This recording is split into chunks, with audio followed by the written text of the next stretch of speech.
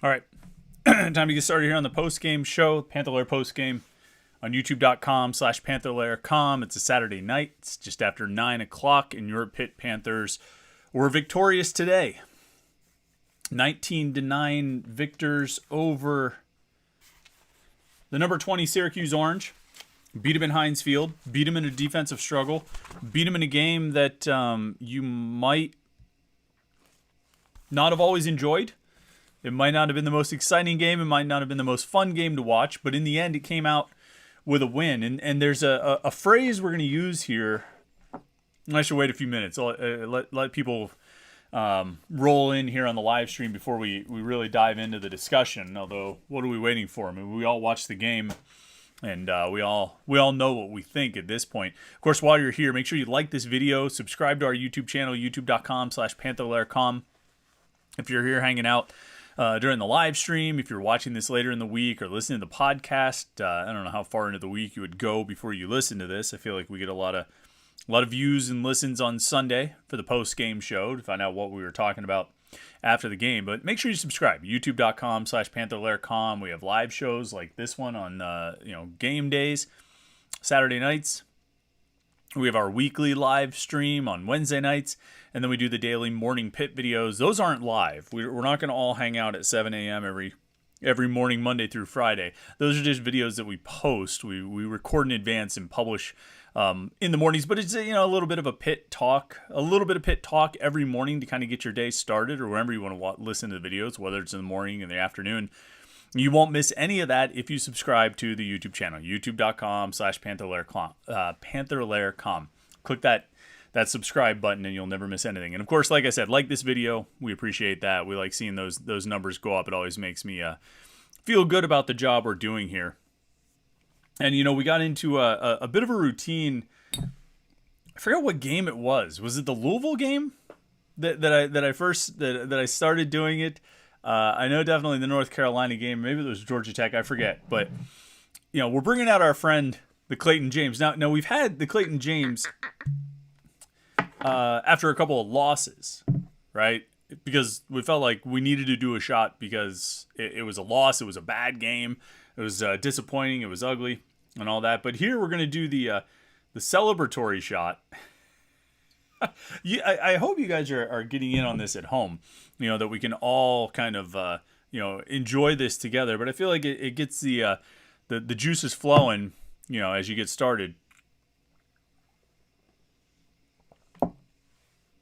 And so instead of some Tennessee whiskey to wash away the stink of a bad loss, we're not washing away any stink tonight because Pitt got a win. And that's where I'm going to start.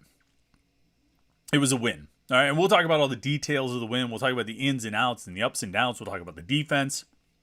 We'll talk about the running game without Israel Abanikanda. We'll talk about Keaton Slovis. We'll talk about those receivers. Definitely have some thoughts on those guys. There's a lot of things about this game to talk about. We'll talk about the punters because they used 3 of them. We'll talk about Ben Sauls coming through with a good kick after multiple delays and misfires. We'll talk about all those things. But I want to start on the broader scale, the bigger picture, all right? Because there's a phrase I was thinking about on the way home, and it's a stupid football cliche. It's right up there with "it is what it is." I understand that phrase. I know what it means, but I'm so tired of hearing people say it. It is what it is. But the phrase that I keep thinking about with this game, and I think it's an important one, and you probably have said it or you've heard someone say it. I'm surprised. I don't even know if I don't think Pat Narduzzi said it, but I wouldn't have been surprised if he did. It's this: a win is a win. And I think when we often say a win is a win, we offer it as sort of a rationalization. We often use that phrase, a win is a win, when we're talking about a game where the team didn't look very good, or the team didn't play very well, or they didn't beat an opponent the way they should beat them. They come out of a game against an FCS opponent or a non-Power 5 team, and they only win by a touchdown, or they just don't look good. You're trying to brush over the details of the game and just say, well, all that matters is they got the win. And let's try to forget about all the things they didn't do well. Let's try to pretend like those aren't necessarily indicators of some, of issues they might have. And let's just say, it's just a win is a win. And, to some extent, we've done that with this Pitt team at different points this season. I think we might have done it a little bit with the West Virginia game. Although that was overshadowed by the excitement of winning the backyard brawl and the return of the brawl and how that game ended. We brushed over some of the issues and the flaws that were showing at that point, which is funny in retrospect because they scored 31 points on offense, which seems like a whole heck of a lot compared to what this team has been doing lately. And that's some of those details we can get into later. But that's how we use it. We say a win is a win to sort of brush over flaws and issues and concerns that are brought up from the game, from a game that maybe wasn't as dominant of a win as it should have been, or as you expected it to be, or as you thought it would have been. And so we say a win is a win.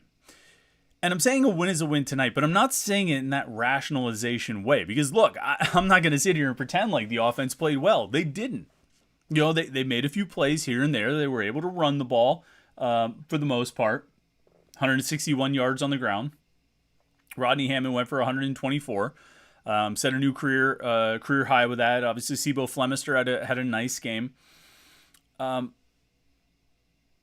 not going to brush over those things, and I'm not going to pretend like those things didn't happen. I'm not going to pretend like this was a great offensive performance. If you were looking for an offensive breakthrough, it didn't come this week, and which is incidentally 9 games into the season, and so we're starting to get past that point.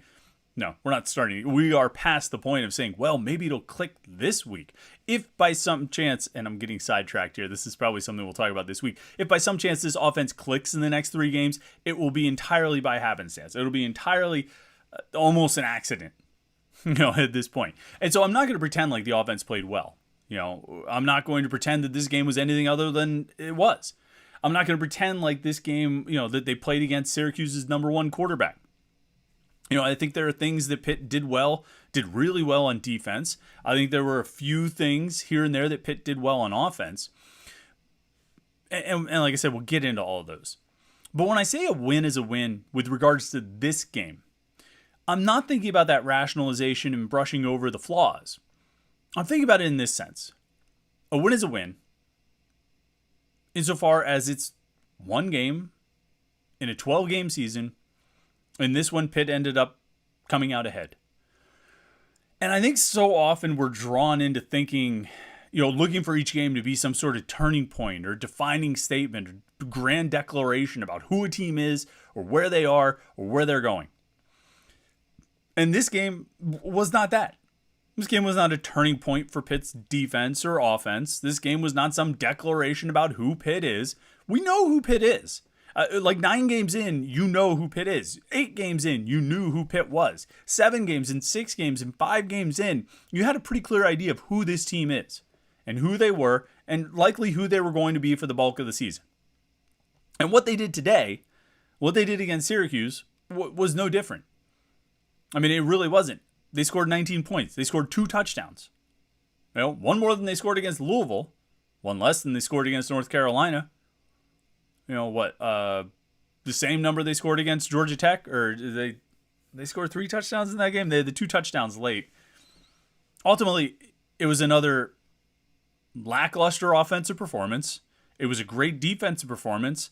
And most importantly, it was a win for a team that desperately needed one.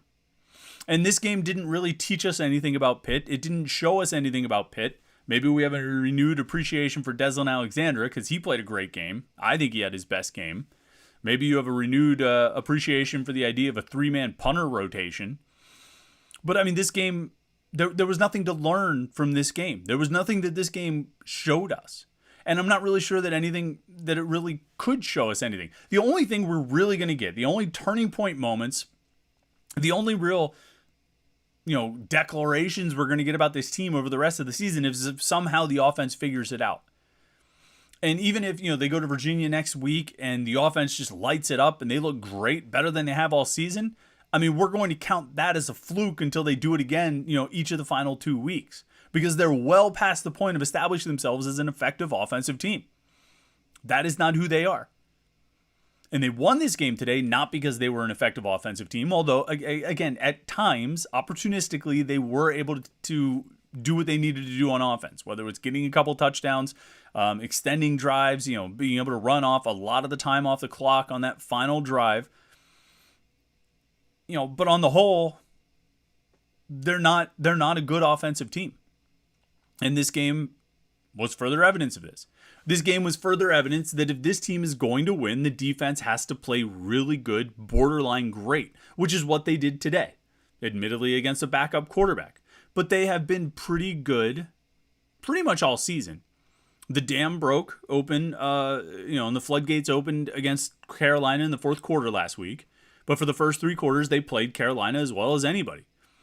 They played well against Louisville. They gave up a trick play, which is ultimately how Louisville was able to score in the fourth quarter. They played well against Georgia Tech. Pitt didn't lose.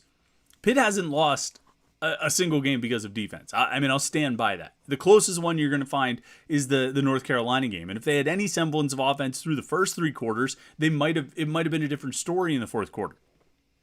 So even that one, where the defense did kind of get shredded in the fourth quarter, I still can't put it entirely on the defense. The defense has played well enough to be, at this point, 7-2.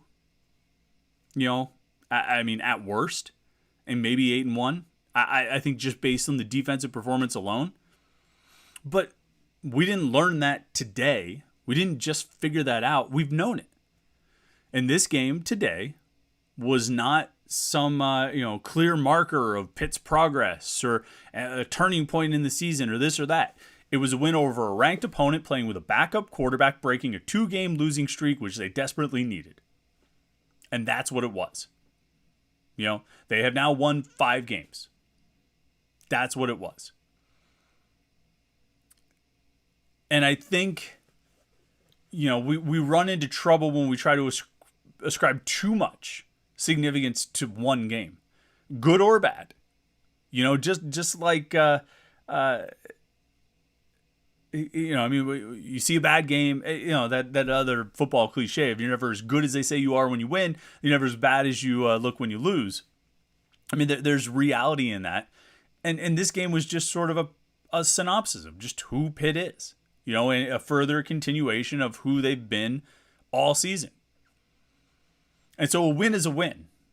And we don't say that to brush over the things they didn't do well. We say that to say that we don't need to put much more on this game or take more from this game than what it was, which was a great defensive performance against a backup quarterback and just barely enough offense to get out of it with a win. But again, not even really enough offense. They needed 10 points to win this game. They managed 19, 17 of which came on offense. And as I say, we'll get into the nuts and bolts of this game. We'll get into the details. But to me, that's the biggest thing. You look at this game and you take it for what it was. A great defensive performance and some offense against a pretty good defense. Syracuse has a good defense. We went down the stats of what Syracuse has done this season. Defensively, they're one of the top teams in the ACC. Yards per game, points per game. And actually, today is not going to hurt any of those averages. They will continue to be one of the best teams in the ACC in yards per game, points per game, passing yards per game, passing touchdowns allowed. I think they lead the ACC on passing touchdowns allowed. They've only given up 6. Well, that number didn't change today. Total yardage, I forget what they were averaging, like 305 yards per game allowed. Pitt had 337 yards. That's not going to really shake their average too much. I think they were 1 or 2 in the ACC in scoring defense. They were averaging 18.2 points per game allowed. Pitt scored 19. They were statistically one of the best defenses in the ACC. They will continue to be statistically one of the best defenses in the ACC, regardless of what happened today at Acrisure Stadium. Pitt just didn't really do much offensively. They just got a great performance out of the defense. And the defensive performance really was great. Your only rationalization there is that Syracuse was playing with a backup quarterback. But the numbers are what they are. Syracuse had 145 yards of total offense. They did not score a touchdown. They scored 9 points. They went 3 of 14 on third downs. They rushed for a net total of 25 yards on 25 attempts, and that includes 6 sacks which is a great total to get against a quarterback who can run. I mean, you saw Carlos Del Rio Wilson run for 15 yards on a scramble on Syracuse's last gasp effort. It was a dominant defensive performance. Syracuse had 23 minutes of possession. They only ran 48 plays. Pitt ran 72. And it's because Pitt was holding on to the ball, but because Syracuse was just going 3 and out. Look at the drive chart. Panthers acted like we don't know what the drive chart is the other day. But I think it's a relevant thing to look at because Syracuse, their drives, they go 3 and out. 12-play drive ends in a field goal. 3 and out. 5-play drive ends in a field goal. 3 and out. 3 and out. 3 and out. 3 and out. 4-play drive, minus 1 yard, ends in a field goal. That was after the 2-yard punt. 3 and out. 8-play drive, ends in a field goal, safety. So that was what? 1, 2, 3, 4, 5, 6, 7, 8. Basically 8 drives where they were forced to punt or kick a field goal after, without gaining a first down. That's pretty good. That's great defense. That's really, really good defense. And that's the biggest takeaway. It's really about this defense playing really well. And the truth is, look, I mean, they're going to need to score more than 19 points. Offensively, they're going to need to score more than 17 to beat Virginia, to beat Duke, to beat Miami. I don't know if you can count on this kind of defensive dominance in each of these final 3 games, largely because I think, Brennan Armstrong is a better quarterback than Carlos Del Rio Wilson, although Virginia's offense has been a mess. Duke's offense is very much good enough to score. Even if you play well on defense, Duke's offense is good enough to score in the 20s, which means you're going to need to shoot for that on your offense. And then same goes for Miami. Even if they run into struggles, if they end up with, I don't know if Tyler Van Dyke, I don't know how long he's going to be out, but if he's back by that regular season finale, you can play really well on defense against him, and you're still probably going to need to score in the 20s, if not the 30s, to win the game. But today, they did what they had to do. And we say a win is a win because that's all it is. That's all it is. With all its flaws and with all its highlights, it's just one win. It's one game breaking a 2-game losing streak. All right, I want to get into the comments and questions, get into the chat screen here. If you want to get your comment read there, you can, of course, go on the side screen there, post your comment or your question. You can always be a super chatter where you, contribute a couple bucks to the podcast. Click that little $sign down there. We very much appreciate it. Your question will definitely get read and answered. Your comments will definitely get read and responded to. RJCman38 came in as a super chatter right off the bat. He does not believe that Keaton Slovis was trying to throw the ball away. That interception that Keaton Slovis threw on Pitt's first drive in the end zone, Panthers said after the game that Slovis told him he was trying to throw the ball away, and it ended up obviously being a bad throw and ended up getting intercepted. RJCman38 does not believe that excuse, but that's what Narduzzi said. Lauren, I don't know how to pronounce your last name, but I believe your name is Hot Rod, says, please tell us your top 5 Pitt linebackers of all time on the podcast so my dumb friends believe me about Scott McKillop. Yeah, Scott McKillop's probably one of the top 5 Pitt linebackers of all time. This isn't really on topic today. Scott McKillop's on that list, though. H.B. Blades, Joe Schmidt, Arnie Weatherington, and I don't know, Gerald Hayes or somebody like that. If you guys don't want to talk about the game, if you want to chime in with your top 5 linebackers, so Hot Rod can see how his list compares. But I think Scott McKillop's on the list for sure.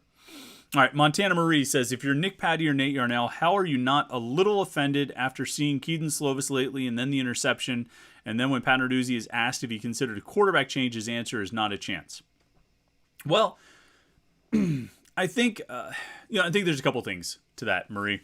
I think that if you are Nate Yarnell or Nick Patty, first of all, you've got a connection to Keaton Slovis, right? I mean, you're probably friends with him. You talk to him all the time. When he comes off to the sidelines, you talk to him.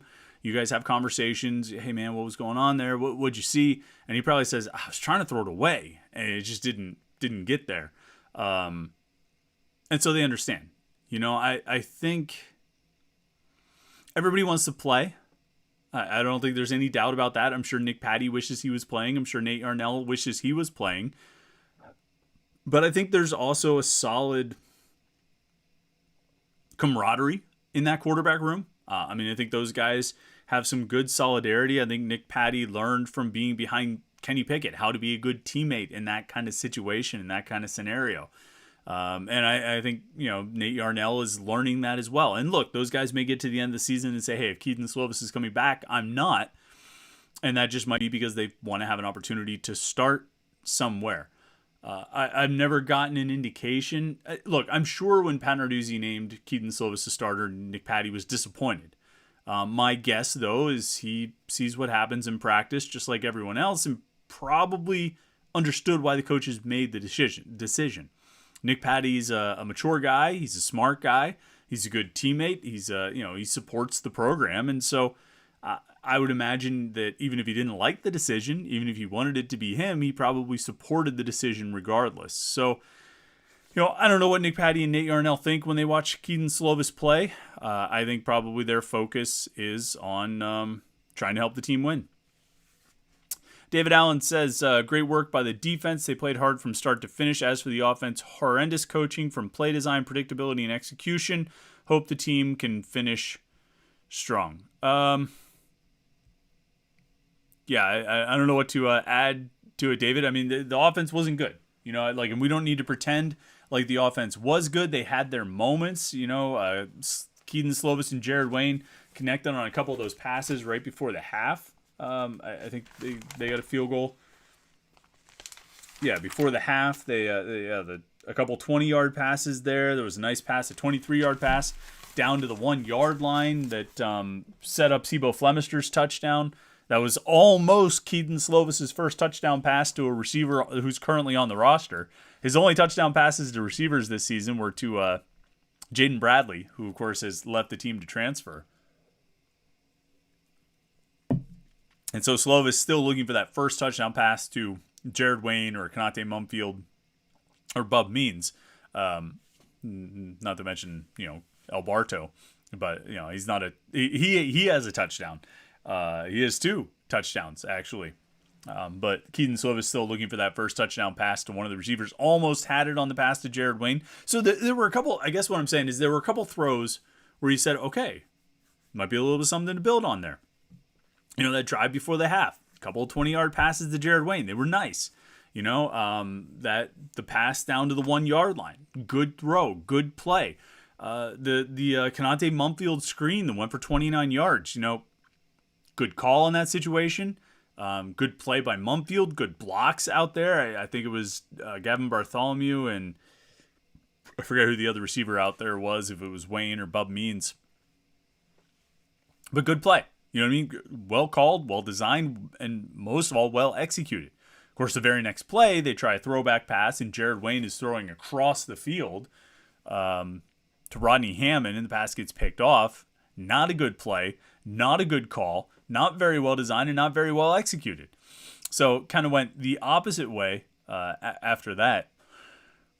But on the whole, or not on the whole, I shouldn't say that.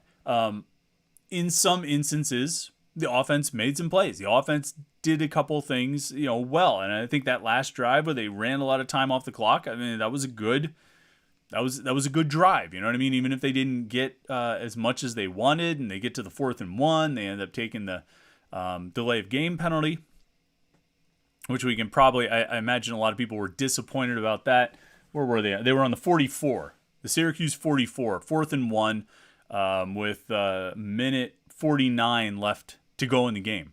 And they're sitting on a 17-9 lead. And look, my first impulse on that play was go for it. Go for it. Syracuse has used all their timeouts. Go for it on 4th and 1. Get the first down and ice this game. Put this game away. That was my first impulse. The great Jerry DePaula, a wiser man than me, sitting right next to me, said, I would punt. I would punt in this situation. I would punt and try and pin them and play defense. And I could understand that rationale. Like I said, I would have, if it was me, I would have gone for it. But I understand the rationale of punting in that situation because you've got first of all, your defense is playing great. Most importantly, your defense is playing great right now. And I think you trust them to make another stop. The one thing that makes me a little bit concerned is the score 17-9 at that point. So you're looking at a one-score game. And you're giving the other team the ball with about a minute, with a minute 49 or whatever it is. No timeouts, but you're giving them the ball with a minute 49 or minute 45 or wherever it would have been after the punt. And only leading by one score. Now they chose to punt. And I mean, obviously it ended up being a great decision. Sam Vanderhart punts it. Servassier Dennis downs it at the 1. Desmond Alexander gets a safety sack on the very next play. And so that worked out as well as it possibly could have. I mean, it was the best possible outcome. You wanted to just pin them and make them have to try and drive a long distance to get that one score. It actually worked out even better than you could have imagined. And so, based on the outcomes, I was wrong to advocate for going for it. I still probably would have, because even then, even then, there's a part of me that says, okay, your defense is playing really well. All right, so you go for it. Even if you don't get it on 4th and 1, you still trust your defense to prevent them from going 56 yards or 55 yards or however far they would have had to go. But there again, you're giving them the ball inside of 60 yards in a one-score game. And that's dicey. You don't want to live in your fears or play so tight because you're worried about the negative outcome. But in that situation, with how Pitt's defense had played all game, with how Syracuse's offense had played all game, I'd say that's probably, it made sense to punt there. And that was probably, obviously based on the outcome, it was the right decision. It probably was a good call to do it there.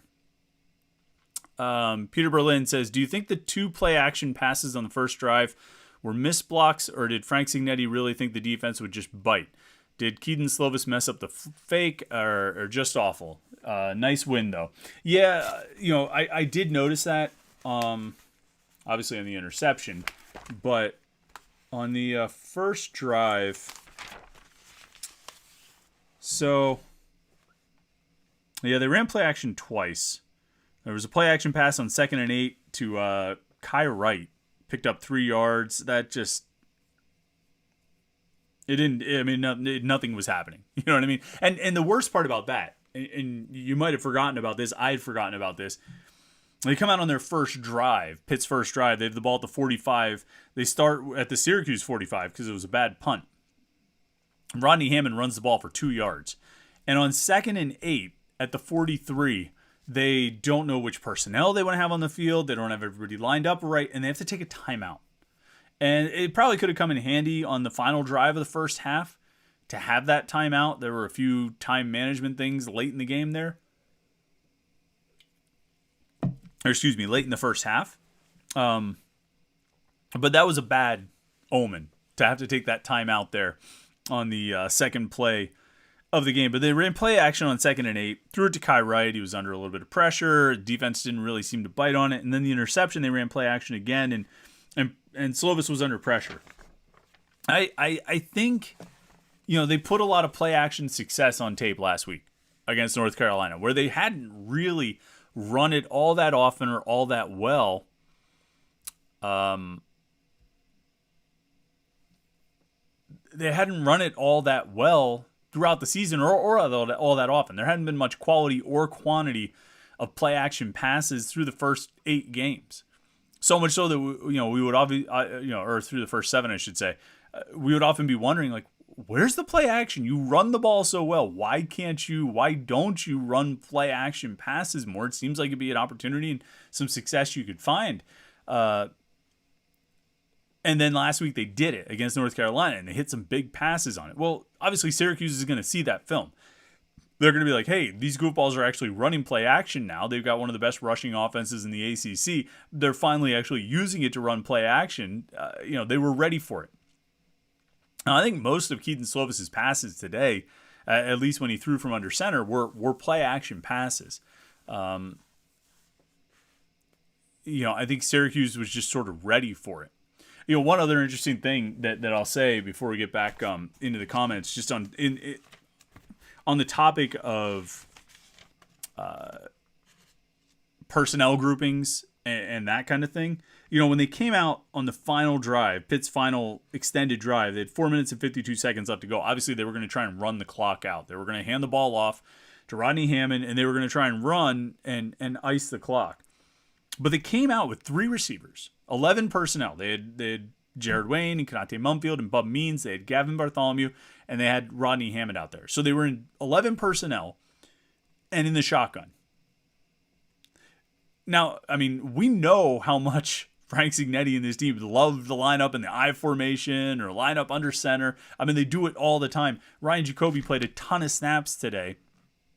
You know, sometimes ahead of Gavin Bartholomew, sometimes just, you know, Jacoby and Carter Johnson, sometimes El Barto and Jacoby and Carter Johnson, or just El Barto and Jacoby. I mean, they love those sort of power looks. And here they come out in a situation where everybody knows they're going to run, and they line up with 11 personnel, with 3 receivers, and in the shotgun. And it actually worked. Like, Rodney Hammond went carries of 5, 5, 6, 6 to get close to the 50.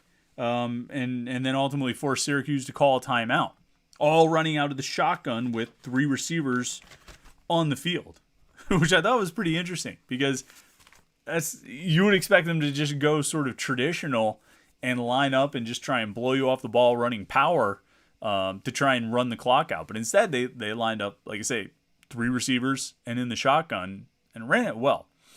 I think there's value in being under center. I think it gives you more options when it comes to play action. You can really kind of sell it a little bit better. But, you know, on the whole, I still think Keaton Slova seems like he's best working out of the shotgun, working with 3 receivers on the field. And I think that they run the ball pretty well out of those personnel groupings and formations. I don't have the exact stats on that. I could be wrong. This is entirely anecdotal. But it seems to me they run the ball pretty well, if not, you know, even better out of those 3 receiver sets than they do out of like 2 receiver sets or 2 tight ends and that kind of thing. And they obviously run it well in those situations. They run it well with Daniel Carter on the field. But it seems like they have found a little more success, and it makes sense if you can spread the defense out a little bit more. You know what I mean? If you line up with Bartholomew and Jacoby and Johnson, or Bartholomew and Jacoby and Carter, you got all these guys that are just going to be lined up in tight, and you're going to give yourself less running room. Even if you have more blockers out there, there's just more bodies taking up space. I think they do run a little bit better, seem to have a little more success when they spread it out a little bit and run out of some of those lighter formations, I guess. Let's see. Bill Florian is a super chatter. We appreciate it. Bill says, I'm not sure I can see one more set with 8 men on the line and 1 wideout and 1 running back in the back with the quarterback. Seems like we are setting offense back years. Yeah, they did that a lot today. I mean, you even look at the very first play of the game. They had Jared Wayne, and then they had Ryan Jacoby, El Barto, Daniel Carter, and Rodney Hammond. Trying to look. They did that a few more times on the first drive. Did it on the second drive. They had a lot of single receiver sets, and then either 22 personnel or 31 personnel. I mean, like it just. I don't know what to tell you. I would like to see them mix it up a little bit more. I would like to see them present the threat of throwing. I think the threat of throwing can help open up things for the running game. And I think once teams adjust to that and really kind of lock in on your run game, you should have more opportunities in the pass. I like using 11 personnel, that 3 receivers, 1 tight end, one running back as your base personnel, because I think it gives you more options. I've talked about this a lot of times that, when you put Ryan Jacoby out there as an extra blocker, you're accomplishing one of 2 things, and both are kind of negatives. One, you're either tipping your hand that you're about to run, or 2, you're going to pass and you've taken one of your passing options out of the mix. So instead of having 5 guys to defend, there's only 4. They don't really feel like they need opposing defenses are not going to feel like they need to cover Ryan Jacoby running pass routes. It's just not something that they're going to be concerned about. They're probably saying, hey, if you want to throw it to that guy, throw it to him. That's fine. We're not worried about him, beating us down the field. And so neither one of those outcomes is good. You tip your hand that you're going to run. That's not good. And if you and if you drop back to pass, you're taking a passing option out, a potential weapon out of the offense. I don't think you would want to do that either. John McDonald, super chatter, I appreciate it, sends a weird little image that said, how's it going? It's going great. Thanks for asking. Biz is a super chatter, says, still no Gavin getting targets. Why? I don't know what to tell you. I don't know. I can't answer that. I've spent about how many weeks now trying to answer that question of why Gavin Bartholomew doesn't get more targets, why he's not being used more in the passing game. He had 1 target today. I can't explain it. All right. There's some things that I think are just never going to make sense to me about this football season, and one of them is the lack of usage for El Barto. I can't explain it. There's no explanation that makes sense.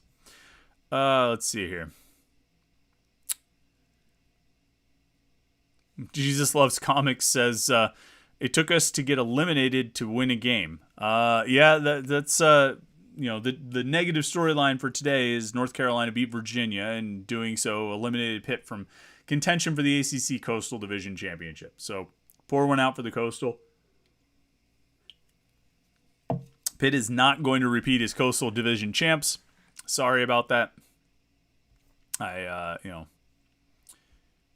don't know what to tell you. That if you were still keeping hope alive for that one, that's gone. There's things for them to play for. Obviously, want to get to bowl eligibility, want to win as many of these regular season games as you can. I mean, like your best case scenario right now is you find a way to string together wins and win out and go 8-4 in the regular season and try and win your bowl game to get a 9-win season, a disappointing 9-win season, but a 9-win season nonetheless. Stack that together with last year. You have 20 wins over 2 seasons. That's pretty good. There's obviously going to be caveats and disclaimers within there. And you don't, even if they were to finish 9-4, and I think that's an unlikely outcome. I don't see this team playing well enough or scoring well enough to win 5 games in a row. But even if they were, it would still be an incredibly disappointing result for a team that had so much more promise and so much more talent and so much more expectations and goals, and rightfully so.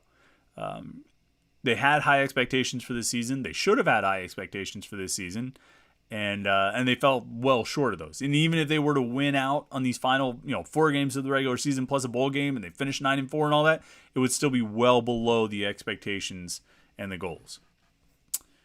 Let's see.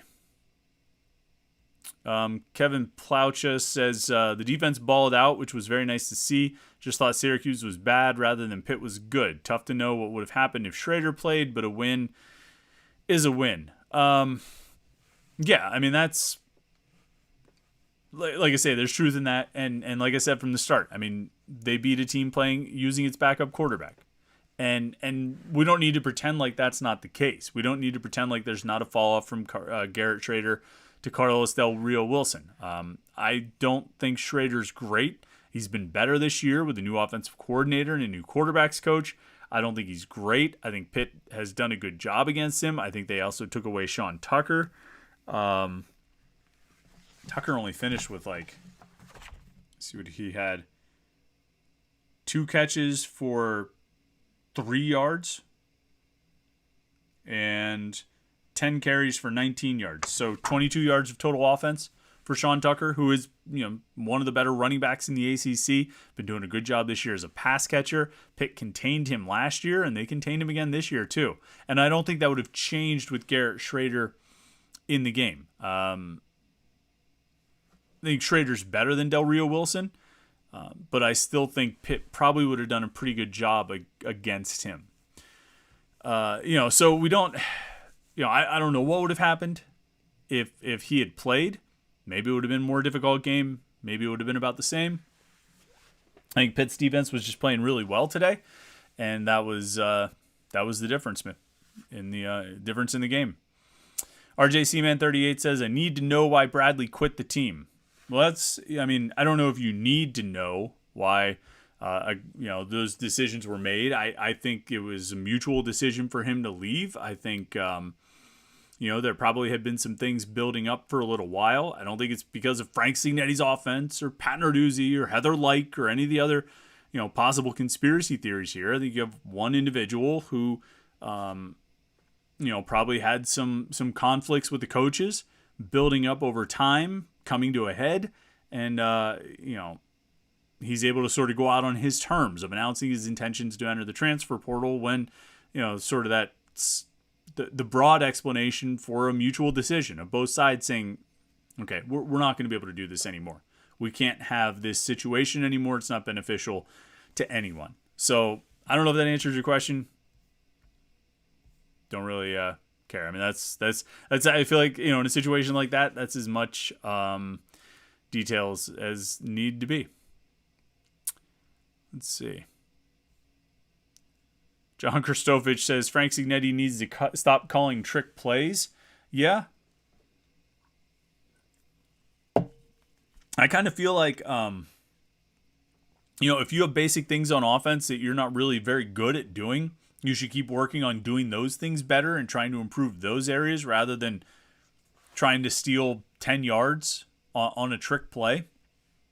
I don't think that was really necessary. You just got a big chunk play. I think you could hand the ball off and try and eat a bunch of time off the clock and run the ball because you're actually pretty good at that. I don't think they need to call trick plays. I don't think they need to do anything goofy like that. And hopefully those plays are out of the playbook. Anthony Tennyson says, Chris, my eyes tell me that Slovis is not the man. His arm strength seems a little weak, but he won. He just doesn't look good to me. I think his arm strength is fine. I think his physical tools are fine. For whatever reason, it's not working for him in this offense. For whatever reason, either his skill set or the way he processes information or the way he just, conducts himself on the field or what he does well on the field doesn't seem to be reflected in this offense.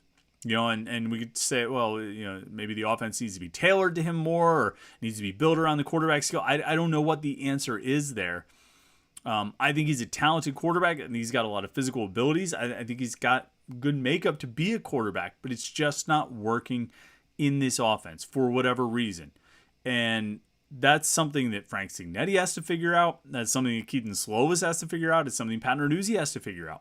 There's a lot of guys who should be working day and night and probably are working day and night to figure out how to make this offense work better. And it all starts with making it work better for the quarterback. It all starts with getting a better performance out of the quarterback, which to this point has not happened with any level of consistency, or the level of consistency that you need if you want to actually play well enough to win games. It hasn't happened yet. For whatever reason. And I think there are probably a variety of reasons. But if you want to give up on Keaton Slovis, I can't really blame you. His performance has not inspired any real faith or confidence. I believe in his physical tools, but it's obvious that something's not working for him with this offensive scheme and system and play calling and all of that. Pitman Zach 94 says, all I know is Pitt has 2 legit NFL running backs on the roster. We'll see what their NFL careers become, but these guys can actually, there's no doubt that these guys can play right now. Izzy Abanikanda is a big time college running back. Rodney Hammond is a big time college running back. Sebo Flemister looked pretty good. Vincent Davis. Vincent Davis had a carry. He only had 2 carries in this game. But one of his carries, he took it and ran to the line of scrimmage, and just sort of disappeared into just sort of the pile. And I lost sight of him. I didn't know where he went. I was like, where'd Vincent Davis go? He disappeared. And then he popped up on the other side with like a nice little gain. I forgot what his longest gain was today, 5 yards. He only had 2 carries for 8 yards. But there's good backs on this team. I don't think there's any question about it. They have good running backs. From Izzy Abanikanda, Rodney Hammond, Sebo Flemister showed he can play, he can contribute. We know Vincent Davis, what he can do. I think there are good players there. We'll see what their NFL careers become, but they're very good college running backs. I don't think there's any question about that. Peter Berlin says, how about some respect for number 5? Wayne is a beast. Yeah, Jared Wayne, I feel like Keaton Slovis and Jared Wayne are getting in sync. Slovis was asked after the game about his chemistry and his connection with Jared Wayne. And he said, I think we've had it for a while. I think, we've been in sync with each other for a while. We've had that connection. But I really think that these last couple weeks, he's got back-to-back 100-yard games. What do you have today? At 102 yards. He had 160 last week at North Carolina. I feel like those two are really kind of connecting. And, Slovis is coming to trust Wayne. Wayne knows that he's getting the ball. And I think he's expecting he had a bad drop today, but I think for the most part, Slovis knows he can trust Wayne to be where he's supposed to be. He can trust him to catch the balls that are hitting his hands. And, they are developing some chemistry, and I think you can see that happening. I think he's got it to some extent with Konate Mumfield as well. But Jared Wayne's doing a great job getting downfield and getting open and then making catches. And, Slovis is giving him a chance to do it.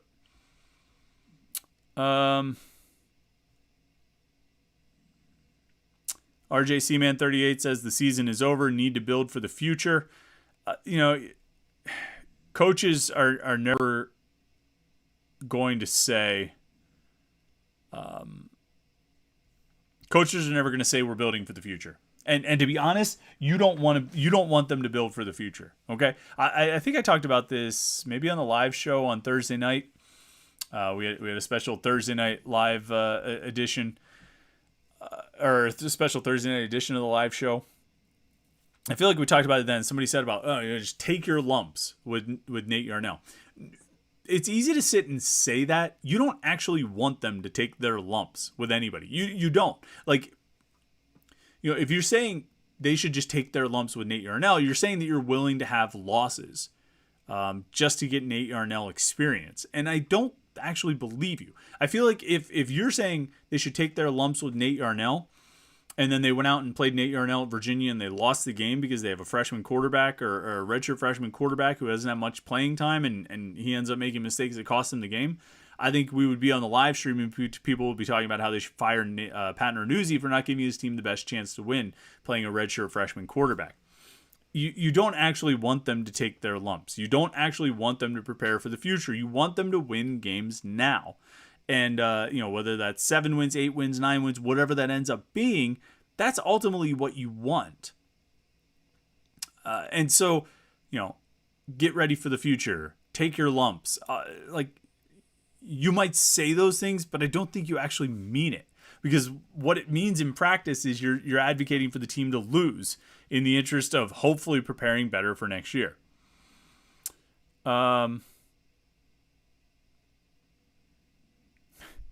The Panther Room says, when you win with the worst quarterback in the country, I'm excited. Rodney had a great game.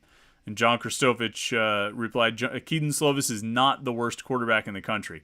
I don't think you can, Napoleon, it's not like you could even know that.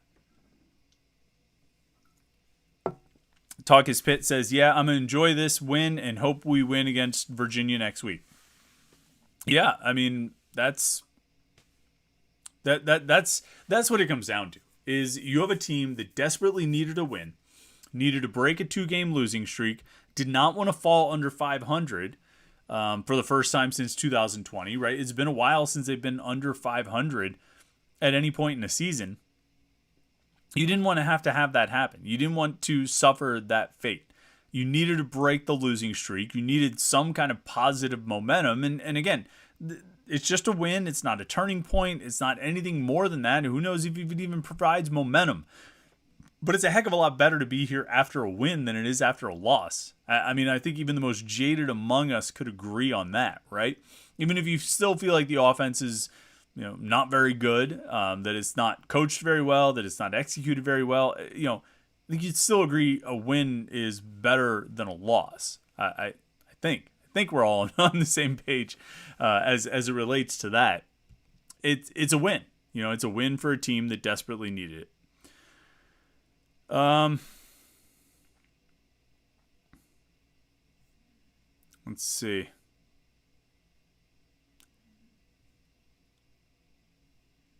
Scrolling down here. A lot of people saying a lot of different things. Trying to find some people who haven't had many comments yet. You guys are just kind of like talking to each other back and forth, though. Somebody disagrees about Scott McKillop being one of the top 5 linebackers of all time in Pitt history, but I'm pretty sure he's in that group. Lauren Hot Rod says, was the Pitt defense that good, or was the Syracuse offense that bad? Seems like the Syracuse play calling was subpar, but Pitt defense played lights out. I think, look, it's always going to be a little bit of it. It's always going to be a little bit of both. If a defense plays really well against Pitt, are we going to say that their defense played well, or are we going to say that Pitt's offense played poorly? I think, yeah, Syracuse struggled on offense. I don't think there's any question about it. They had their backup quarterback in who didn't play very well. But I'm going to give Pitt credit for some of that. I think they got pressure on Carlos Del Rio Wilson. They made sure that Sean Tucker did not impact the game. Did the tight end even play? Did you see that Aronde Gadsden at all? Let me see if I can find the participation chart. He didn't catch any passes. I know that much. Can't find the participation. It doesn't matter. I think they did a good job. No, Carlos Del Rio Wilson's not as good as Garrett Schrader. He had a lot of passes that were off the mark, that were too high or too low or just way out of sync. But on the whole, I think Pitt had some things to do with that. Like I said, I think they got pressure on him. I think they got into the backfield. They sacked him 6 times. They forced him into some bad decisions, forced him to scramble. They played really well in this game. So, yeah, Syracuse's offense was bad. Pitt had a decent amount to do with that. So, not all of it, but a decent amount.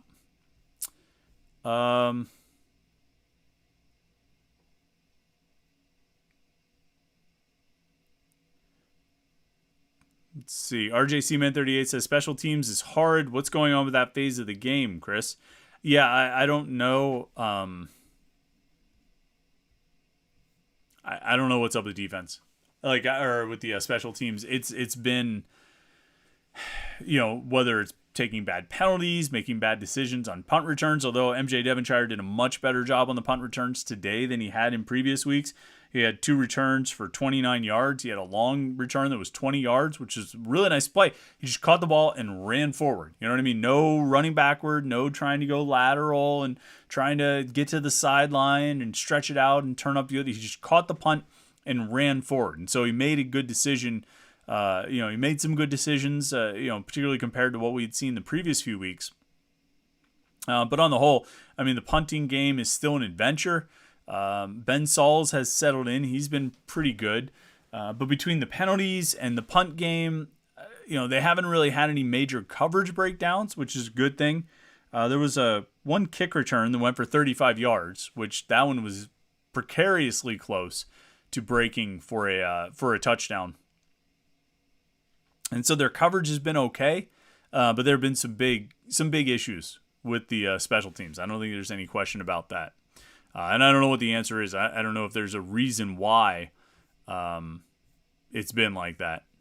It's just what it's been. John Waffle H2P says, I think we need a new OC immediately. Well, if by immediately you mean right now, no. As John Christofich says, Pitt won't fire Frank Signetti in the middle of the season. Yeah, they're not going to make a change in the middle of the season. But I do think Pat Narduzzi is going to have to answer some questions, not from us. He's not going to answer any questions from us in the offseason, but he's going to have to answer some questions himself in the offseason about what he wants out of Pitt's offense. And not even that. It's not even about what he wants out of Pitt's offense. It's about what he genuinely believes this offense should have been capable of with the players that he's got, with the talent that they have, what they should have been capable of versus what they actually accomplished. And if he feels like the difference between the two is too great, then he needs to ask himself why. And he needs to look into why. And he needs to try and figure out why the offense did not perform up to the level of expectations, which I think were reasonable expectations. And that's what he's going to have to ask himself after the season. And then we'll see what decision he makes there. Let's see. Mark S. says, did anyone notice the field camera shots on the ACC network? It showed Pitt had a number of 2 wide receivers out on a passing play, and when they had 3, it was typically a back as a safety option on Slovis. I don't know. I see what you're saying. That their passing routes were only 2 receivers out on a route or 2 receivers and a running back as a check down. Yeah, I mean, I think, like I say, I can't sit here and analyze the X's and O's as well as people who know the game better than me. I can look at it and say, I think Keaton Slovis is better than this, and it's not working for him in this offense. For whatever reason, it's not working. And that's kind of the extent of it. You know what I mean? Because to me, then the question becomes, why is it not working? Did Keaton Slovis forget how to play football? Did Frank Cignetti forget how to coach it? And it's a little bit of both. It's always going to be a little bit of both. But I think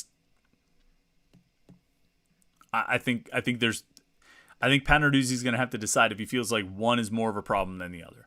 And if it is, he's going to have to make changes. Let's see.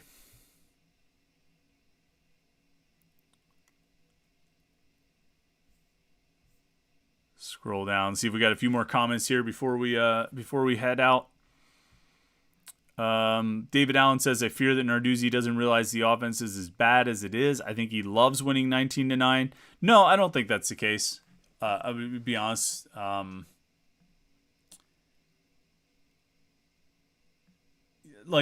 think he realizes. Look, I don't think Frank Cignetti has any, or Frank Cignetti, I don't think Pat Narduzzi has any misgivings or misunderstandings about why the team won last year, what made the team successful last year, and the impact that having a great offense could have.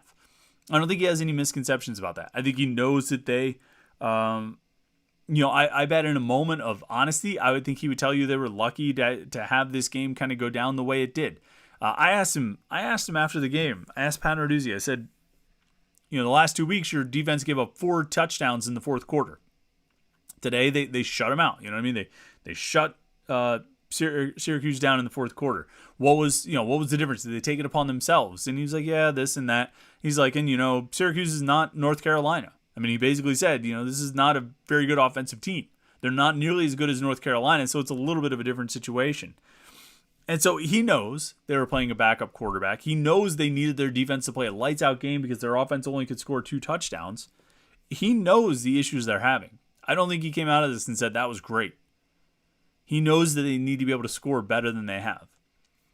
I don't buy the idea that he would love to have a 19-9 game all the time. Let's see here.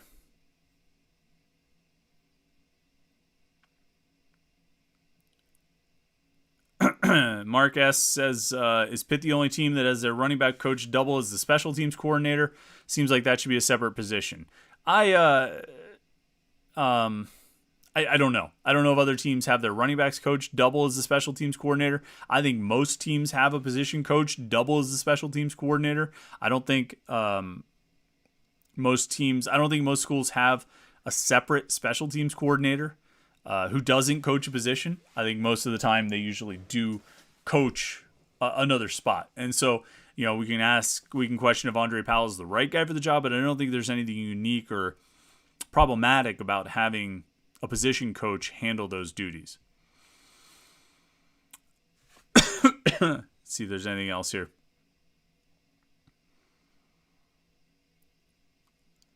Peter Berlin, we'll take this final question. Peter Berlin says, did Carter Johnson get an unnecessary roughness penalty for getting faked out by the guy who didn't call for a fair catch? Yeah, Pat Narduzzi actually said something about that after the game.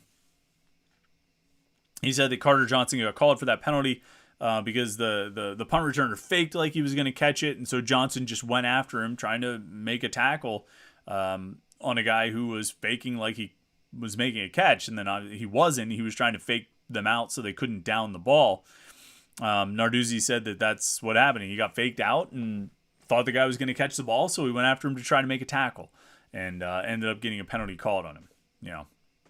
This happens every now and then, I guess. This team does take penalties. And on special teams, they seem to have a special knack for getting penalties on special teams. I don't know what's going on in there. I don't know if it's the coaching. I don't know if it's a lack of focus. I don't know if guys are just being too aggressive. It's probably a combination of all three. But they have taken a lot of penalties on special teams this season, it seems like. All right, so Pitt wins 19-9. I don't know if there's much else that we can say about it tonight. We'll certainly talk a lot about it throughout the week on the Morning Pitt. Remember, Monday through Friday, every morning we release a new Morning Pitt video right here on youtube.com/Panther-Lair.com. You want to make sure you never miss any of those videos. Subscribe to our YouTube channel. Click that little blue rectangle down there that says subscribe, and you can turn on notifications so you get an alert sent to your phone every time we go live on a Wednesday night or after a game, or anytime we release a new video Monday through Friday. Every morning, a new Morning Pitt video on youtube.com/Panther-Lair.com. Like this video while you're here as well. Subscribe to our YouTube channel, like this video, and then head over to Panther-Lair.com. Panther-Lair.com, Pittsburgh.rivals.com. The most comprehensive source of Pitt sports news on the internet, football, basketball, and recruiting. You find it all at Panther-Lair.com, and message boards where you can interact with hundreds and thousands of your closest Pitt fan friends. Panther-Lair.com, Pittsburgh.rivals.com. Go over there to talk about the Syracuse game, talk about what you expect out of the Virginia game, talk about if you're going to make a quarterback change or an offensive coordinator change or whatever it is that's on your mind Pitt sports related. Go check it out, Panther-Lair.com. Thanks to everybody who came out for the live stream tonight. It's been a lot of fun. Thanks to everybody who watched the podcast or watched the video or listened to the podcast on Sunday or whenever you got around to it. We appreciate that as well. We'll take Sunday off from our YouTube channel, of course, and then we'll be back Monday morning with a new Morning Pitt. So have a great rest of the weekend. I hope you can relax and enjoy it. I hope it's beautiful weather for you. And we will talk to you Monday morning for a new Morning Pitt right here on youtube.com/Panther-Lair.com.